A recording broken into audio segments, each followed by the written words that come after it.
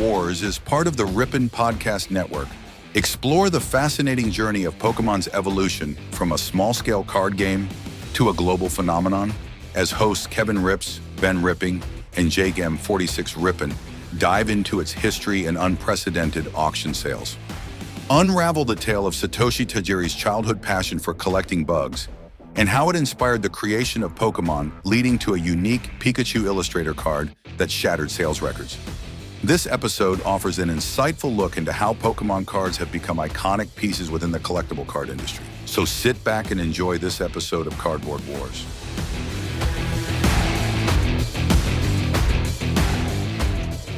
Being a collector that started in the 80s and took a little bit of a break in between and got back into collecting a handful of years ago, I visited my first card show and I was jacked to hustle some kid in there out of a $40 card for as low as $30. I walked into this place and I saw some familiar faces, a bunch of middle-aged dudes, and the normal accompanying children of those dudes. There's a whole different crowd there. 50% of the card show wasn't even looking at sports cards. They were looking at something entirely different, something I couldn't even pronounce. They were looking at a Bulbasaur, a Charizard. Fast forward 5 or 6 years later, it's February 15th, 2026. The golden auctions clock is supposed to be winding down. The number on the screen is already ridiculous. Millions of dollars for a single Pokemon card. Then the bids start jumping again.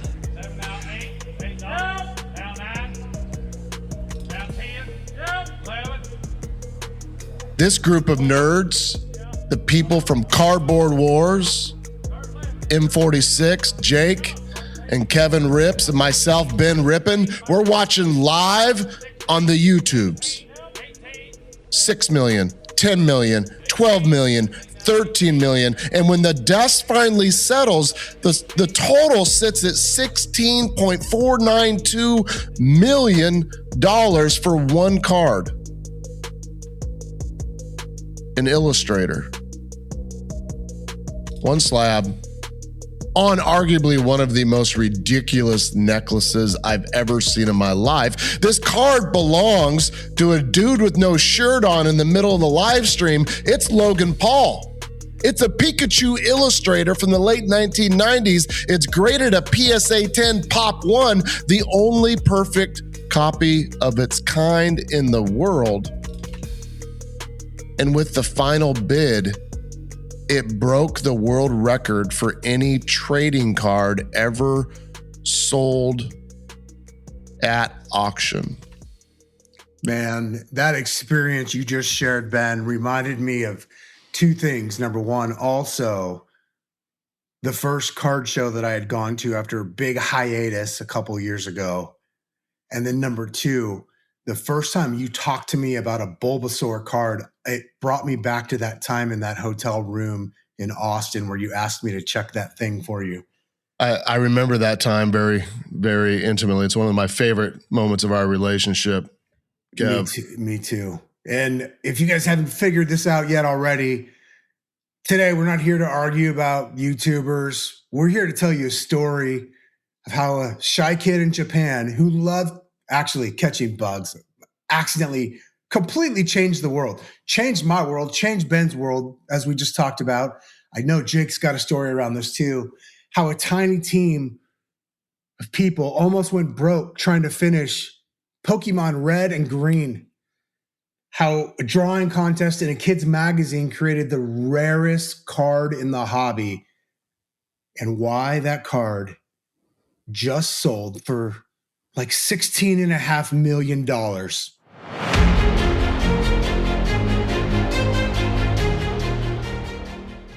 Ladies and gentlemen, this is Cardboard Wars, where we talk about sports, players, the teams they played on, and the cards that honor them But today we take a little bit of a diversion.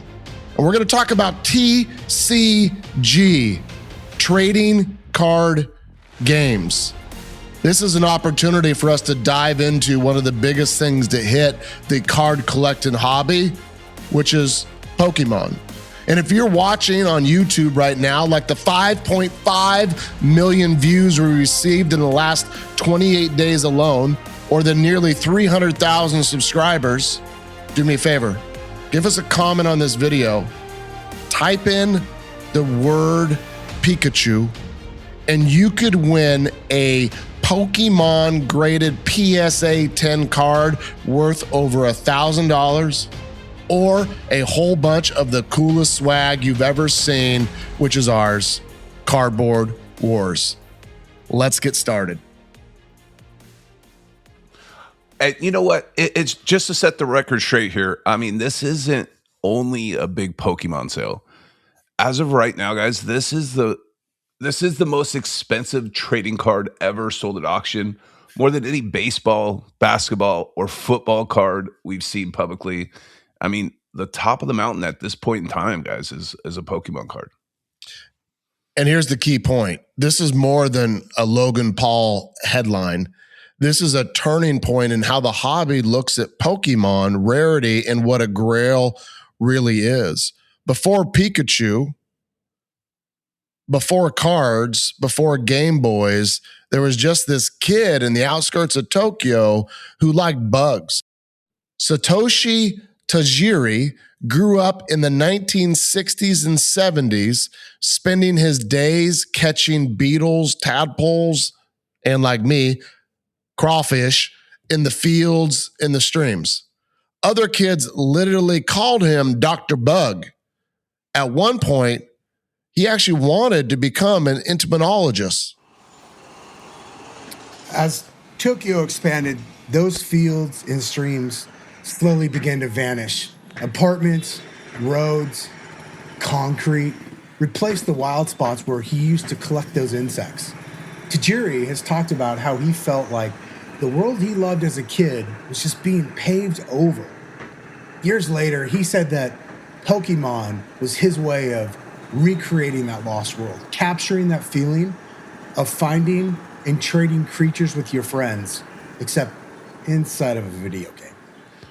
So step one of Pokemon wasn't how do we build $1 billion franchise? It was basically how do I turn my bug collecting childhood into a game so kids can feel what I felt. That hits way different than a corporate pitch deck. Yeah, for sure. As a teenager, Tajiri gets obsessed with arcade games. Sounds familiar, boys. He starts a little fanzine called Game Freak in the early 1980s with his friend and illustrator, Ken Sugimori. They write strategy guides, interview arcade owners. They draw comics. It's all homemade. It's rough, but it's building this community.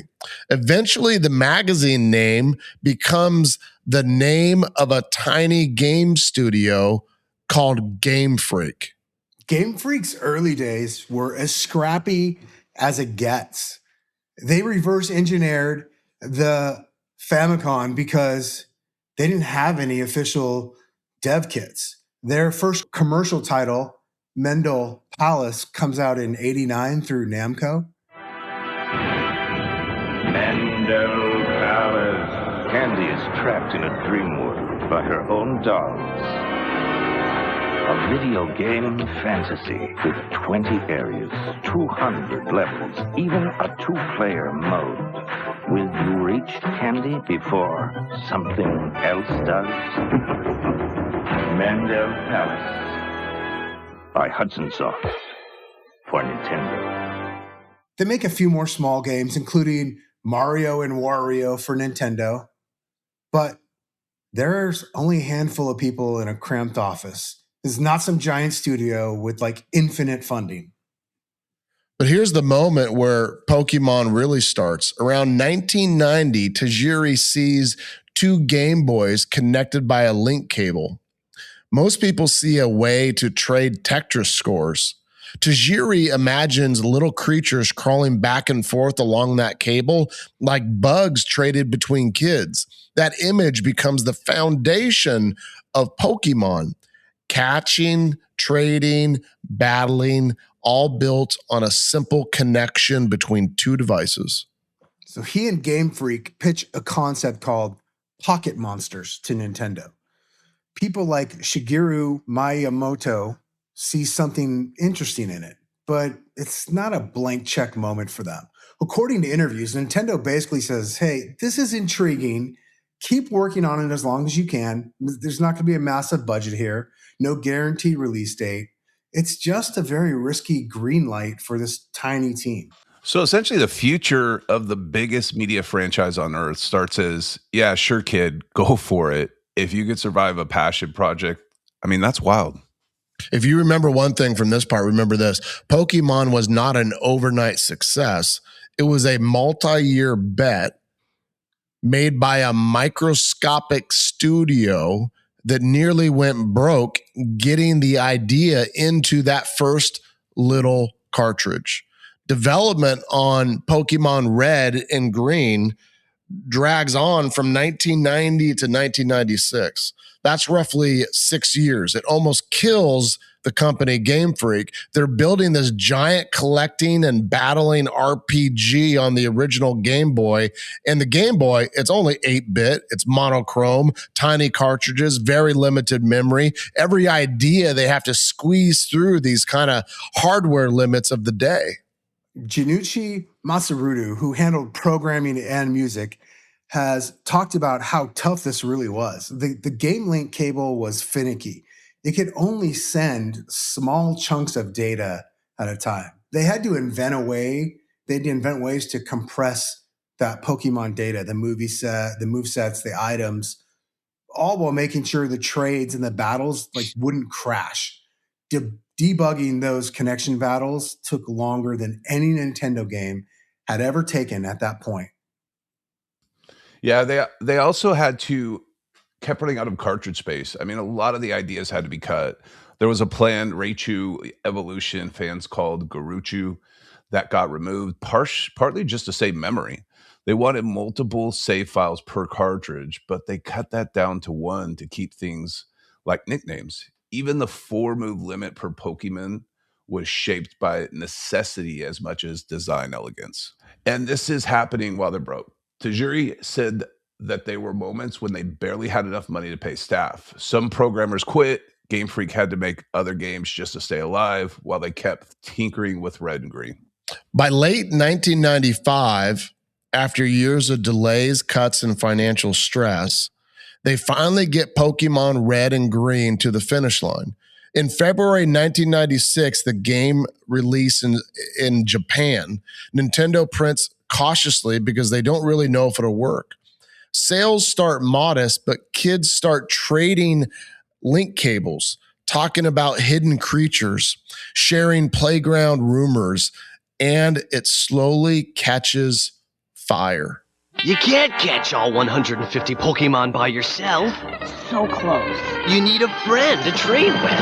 No! Pika!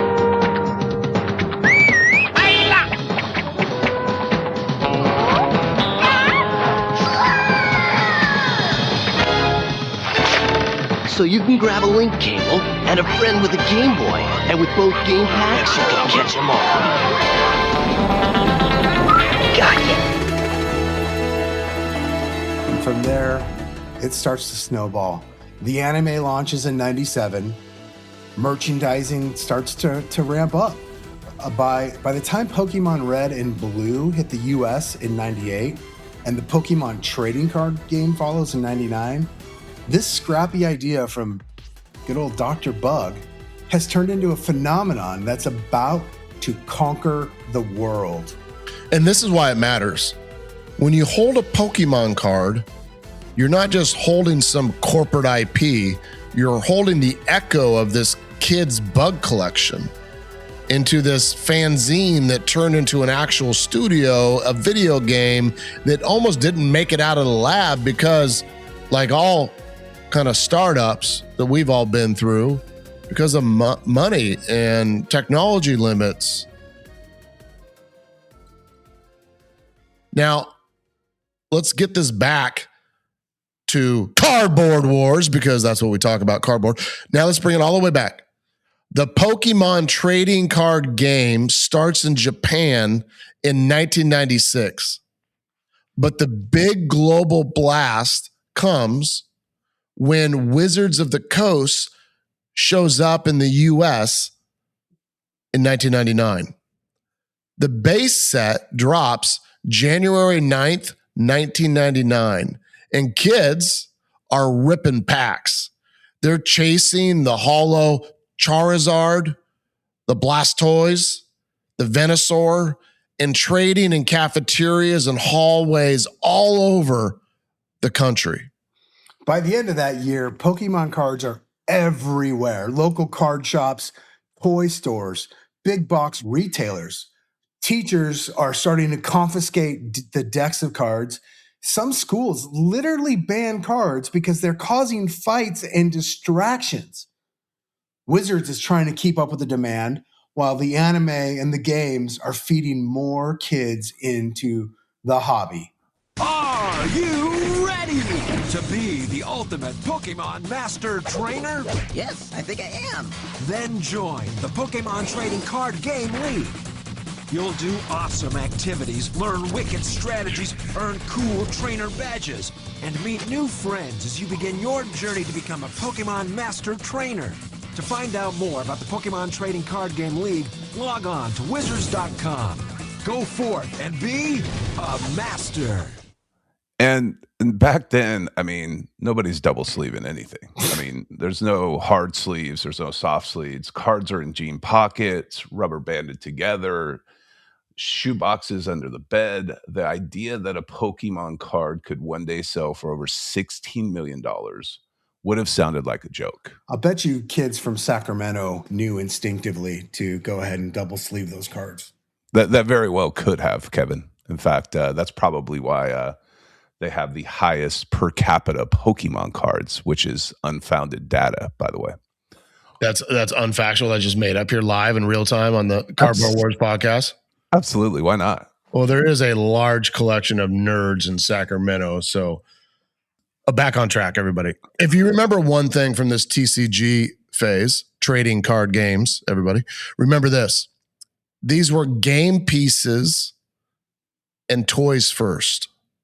The fact that any of the earliest promos, the prize cards or the holos survived in a high grade, especially some of these very rare Japanese contest cards, is the big reason why they're just in a different sort of galaxy right now when it comes to pricing, which kind of brings us to the card of the hour, which is the Pikachu Illustrator. Pikachu Illustrator was a special promo card tied to an illustration contest run in Japan, Japanese magazine Koro Koro Comics in 1998. Kids were invited to submit their own Pokemon artwork, and the winners got their art featured and received this Pikachu Illustrator card as a prize, along with a few other goodies. Across the 3 contest waves in 98, Koro Koro officially awarded a total of 39 copies. One contest gave out 23, and the next 2 awarded 8 each. That's it. 39 officially distributed copies. Now, later research suggests that a couple more copies surfaced through like other channels, but the accepted number of awarded cards is 39. The PSA Pop report shows that only a small handful of them graded at even a high level, and there's exactly one PSA 10 gem mint copy in existence. The one that Logan Paul bought and just sold. Yeah, so if base Charizard is the rock star everybody owned a poster of, Pikachu Illustrator is the ultra limited promo vinyl only one contest winner ever saw. That's a great way to put it, Jake. And the design, it's special. It's the only card to feature the word Illustrator at the top instead of trainer. It has a pen symbol in the bottom right and the art drawn by Atsuko Nishida, one of Pikachu's original character designers, shows Pikachu holding drawing tools, surrounded by creative chaos. It's a card about the artist behind Pokemon, not just the characters. And this is why it matters. Long before Logan Paul showed up, hardcore collectors already treated Pikachu Illustrator as the holy grail of Pokemon. It had the story, the scarcity, and the symbolism. Logan didn't invent the hype. He just put it in on center stage. Let's talk about how Logan Paul actually enters this story, because whatever you think of him, I'm personally a fan. He entertains me. He has a gift for showing up in the loudest possible moment in the hobby. Yeah, in 21, Logan went and tracked down a collector from the UAE, the United Arab Emirates, who owns this high-grade Pikachu Illustrator, which, as we're going through this, guys, and as we were talking about this beforehand, this is Honus Wagner, right? This is the Honus Wagner card, to put it into my terms. The deal that gets reported as wild. Logan trades a PSA 9 Pikachu Illustrator that he already owned, valued at apparently $1.275 million. And get this, guys, a cool $4 million in cash. So we're talking total value here of $5.275 million. That purchase is recognized as the Guinness World Record at the time for the most expensive Pokemon card ever bought. Yeah, and because it's Logan, of course, he doesn't just hide this thing in a safe. He commissions a custom diamond-studded necklace worth, tens of thousands of dollars, mounts this PSA 10 inside, and wears it out to WrestleMania 38 for his WWE entrance. So the hobby grail literally becomes a wrestling entrance piece. That's crazy to me. Media outlets are eating this up. Guinness labels it as the most valuable Pokemon card ever. It's on CNN, BBC. Everybody is running images of Logan walking into the ring with this PSA 10 slab on his chest. At that point, the Pikachu Illustrator isn't just a rare card, it's a character in Logan Paul's overall story. Here's the point. His actions become an amplifier. The Pikachu Illustrator already had a microscopic supply in deep lore. Logan added celebrity exposure, a little bit of controversy, and some spectacle. And that's how you take a niche grail and turn it into a global headline. Logan Paul, if you're listening, I need you to wear around one of my one-of-one Caitlin Clark cards to WrestleMania for me. It would do huge things for my card collection. Please, Logan. Fast forward to this year, Logan decides he's ready to sell the card. Golden Auctions, because of course Golden is involved. They list this PSA 10 Pikachu Illustrator, still in that custom blinged out necklace, as the headliner in what they call the largest Pokemon and trading card game auction they've ever run. Bidding Wars opens on January 5th, 2026, actually a week earlier than had planned, because Golden says interest in this is overwhelming. From the very first week, bids jump from the opening range to about $4 million. But this auction is going to run a total of like 41 days.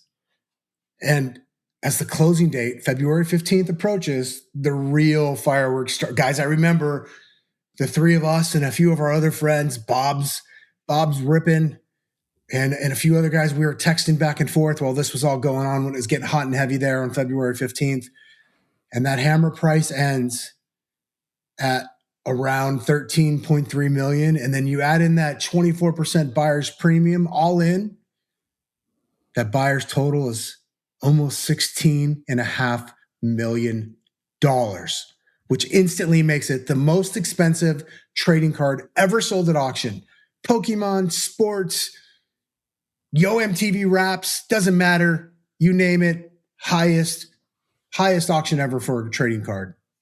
Yeah, pretty crazy that this guy Logan actually turns his $5.275 million purchase into an 8-figure exit. He posts goodbye messages to the card on social. I mean, he makes a spectacle in true Logan style there.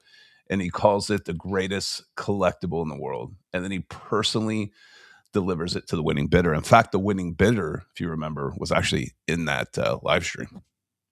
Here's the key point. A contest prize from 1998 Kids Magazine just outperformed some of the most famous sports cards on Earth. That tells you where Pokemon now sits in the hobby hierarchy. Now, I want to point out, because I'm a defender of the hobby and a nerdy sports card collector, and yes, Modarts 360 and Jackson, I do collect some Pokemon. And yes, gentlemen, I admit it, I have a pretty good collection of Pokemon. You can make fun of me after the podcast. But there are some more valuable sports cards out there that just haven't been sold. And we've seen a few of these Ty Cobbs and Honus Wagners and Jim Mint 10, Babe Ruth that just haven't transacted in modern history that most likely would far surpass that card. But something's got to happen for that to get pried out of the hands of these very, very wealthy collectors that are sitting on some true gems. But let's zoom back out for a second. How do we get from this kids base set, first released in Japan in 1996, to the first release set in the US in 1999, to this kind of 8-figure auction for a single card? Let's kind of think about this and break it down a bit.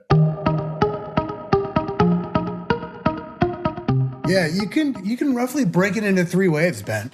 Wave 1 is that's the original boom, the late 90s to the early 2000s, the games, the anime, base set, jungle, fossil, kids everywhere, huge print runs, which we all have PTSD from on the sports card side.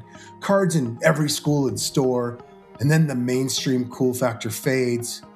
But the TCG continues, which is with new sets. Wave 2 is around 2016 with Pokemon Go. Adults who grew up with the franchise are suddenly outside trying to catch Pokemon on their phone, which, by the way, really funny to stand by and watch, especially when you don't know what they're doing. You just see them chasing this thing on their phone. Really weird. That nostalgia wave pushes a lot of them back into TCG, and we'll see the vintage cards and especially the early holos and the first editions start to climb at that point. Wave 3 is the 2020 lockdown era. COVID brought us a lot of gifts. People are home. Breakers and streamers are ripping packs on camera. Big influencers, they jump into both sports cards and Pokemon. Grading companies get overwhelmed and prices spike across the board. Even after that frothy period actually corrected, Pokemon is now firmly recognized as a serious collectible lane. Yeah, I was always wondering, Kevin, when we used to hang out, when you would jump up and start running towards this field of like, what the heck's this guy doing? And then once you showed me the Pokemon Go app you had, it all made a lot of sense. So, I mean, in every wave, you see the same pattern we see in sports. Overprinted stuff behaves like junk wax, but true scarcity, like early promos, prize cards, and low pop high grades, pull away from the pack. And Pikachu Illustrator is basically the final boss of that pattern. 39 copies awarded, Pop 1 PSA 10, and just a big story behind it. So let's bring it back to the hobby for a second. And as I'm learning more and more about Pokemon and opening some digital packs on this app I found called Drip, and getting to know some of the bigger Pokemon streamers out there on all the platforms, and buying some of these cards at auction and opening my own packs at my local card shop, my LCS. Here's what I've learned. Graded PSA 10s of even the most common cards are worth gigantic multiples of what a raw card is. So take a look at it when you're researching cards and figure out, is this card worth grading? There's a lot of off-centering in Pokemon cards, so you want to go out there and check out the back of the card. It'll give you a really good indication on the actual centering of it.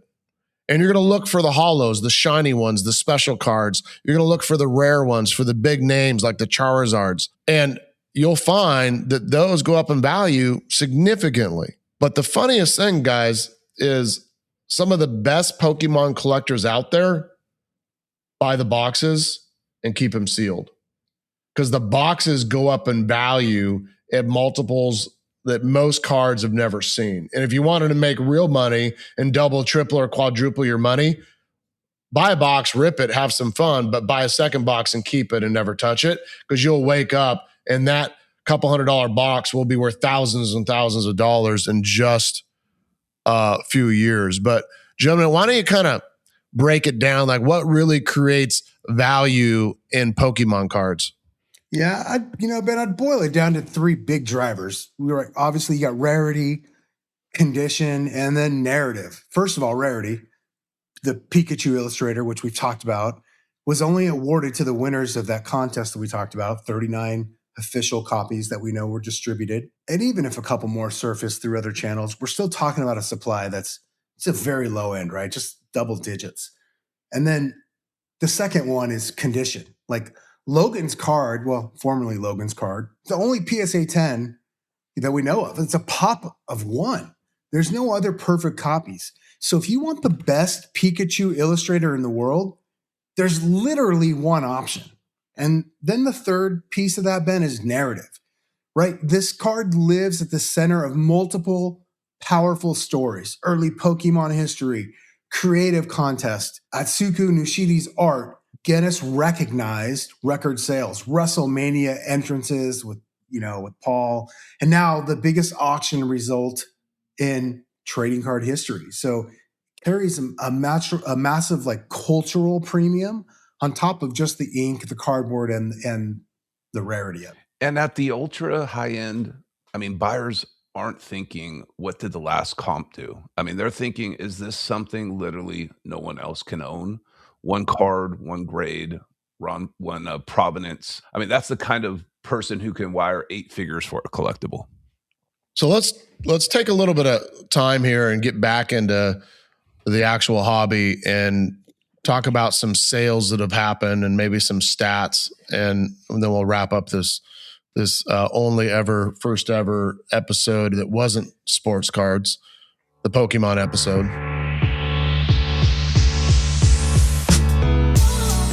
There was a promo sale in 23 for a PSA 9 that sold for $2 million. There was a Charizard sold March 3rd, 2026, just a couple weeks ago. Gem Mit 10. It was the Japanese basic. It had no rarity symbol, holofoil number 6 card, sold for $1.7 million. There was one in February, base set first edition holo Charizard. This is one that was hit in Logan Paul's online break, sold for $954,000. There's a PSA 10, one of my favorite cards in the Pokemon set. Pikachu with gray felt hat, named the Van Gogh, sold for $651,000 in a PSA 10. There's some pretty cool sales out there, but here's one that's also pretty awesome. 2002, gentlemen, we have a case of Pokemon the Legendary Collection. It's a factory sealed case, 6 boxes. Sells just last month for $620,000 for a case of sealed boxes. That's crazy. Jake, from 2002. That's crazy.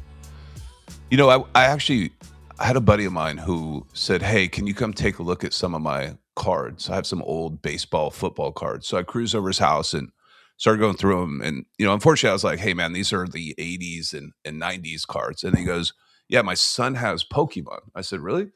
And he's like, yeah, there's one of the cards on his bookshelf. So I threw it in ChatGPT.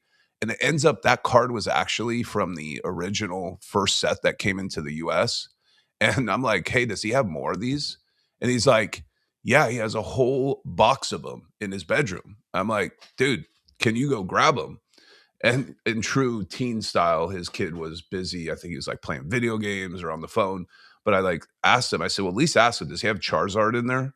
And he's like, yeah, he has Charizard in there. He said he has a couple of them. And I said, well, you guys may want to look through these because those could be some valuable cards in there. It was the first release set cards that he had a ton of because he collected them when they came into the US. It was crazy. Any guy and or girl our age has a binder of baseball, football, basketball, or hockey cards sitting at their mom's house, their dad's house, their basement, their closet, somewhere. But if you fast forward to the kids born in 1990 instead of 75 and 80 and 85, if the kids born in 1990, there's a good chance that anybody born in that era has a box of Pokemon cards sitting somewhere in their parents' house or in their basement or in a closet. Wouldn't you agree, Kev? No doubt about it. And it's kind of funny as you were saying that, Ben, I started to smirk because that is so true. Those of us that were nerds, but born maybe in the late 70s, early 80s, for sure, sports. And when I think about my friends born 90s, early 90s, no doubt those nerds, they all have a Pokemon. They've got some tie to it, just like the three of us have a tie to our sports, and it's something that's undeniable. Here's some numbers. We're gonna play a game of trivia. You guys ready? It's like trivia night out at the bar. Oh yeah, I'm ready. Okay, Let's I've go. been waiting for this. ladies and gentlemen, starting trivia night. Pokemon's lifetime franchise revenue. Guess. M46, Jake, 125 billion. Kevin. 250 billion. $150 billion as of the end of March 2025. Total shipments of all Pokemon related items, $150 billion. That's insane. They've produced over 75 billion individual cards. They're sold in over 90 countries and regions with 16 different languages. Pokemon produced 10.2 billion cards from March 2024 to March 2025. That's crazy. We might be in the junk wax era of Pokemon. You never know. But this is the 30-year anniversary coming up of Pokemon since it launched in 1996. And I had heard stories that maybe there's a collaboration that might happen between another company we know called Topps and Pokemon. I don't know. That might be a rumor, might be true. Do you guys think that we will see a Topps Chrome Pokemon release? Listen, if there's another dollar to be made and card to be printed, you can bet everything that you own that Topps will try to do it. Yeah. You know, it goes right alongside my Cinderella Topps Chrome card that I pulled. Well, ladies and gentlemen, this is Cardboard Wars, where we normally talk about athletes, the teams they played on, and the cards that honor them, but we didn't today. We talked about Pokemon. So if you made it this far and you haven't cut yourself, I hope you learned something. And maybe the next time you're at a card show, you pick up one of these pieces and throw it in your safe and just see what happens. Or next time you're at Target or the Walmarts or Costco and you see some boxes, you buy a few and just put them on the shelf and never touch them and see what happens. You never know. You might be part of something big in the future. Thanks for giving Cardboard Wars a listen. Do us a favor, give us a review, and don't forget to make that comment on the YouTubes if you want to get entered into a drawing for a four-figure $1,000 PSA 10 Pokemon card and some much desired Cardboard Wars swag. Thanks for listening to Cardboard Wars on the Rippin Podcast Network. Don't forget to leave a rating and review and check out rippin.com to get connected to what we have coming up. Find us on Instagram and let us know what you would like to hear about on a future episode of Cardboard Wars. Until next time, keep ripping.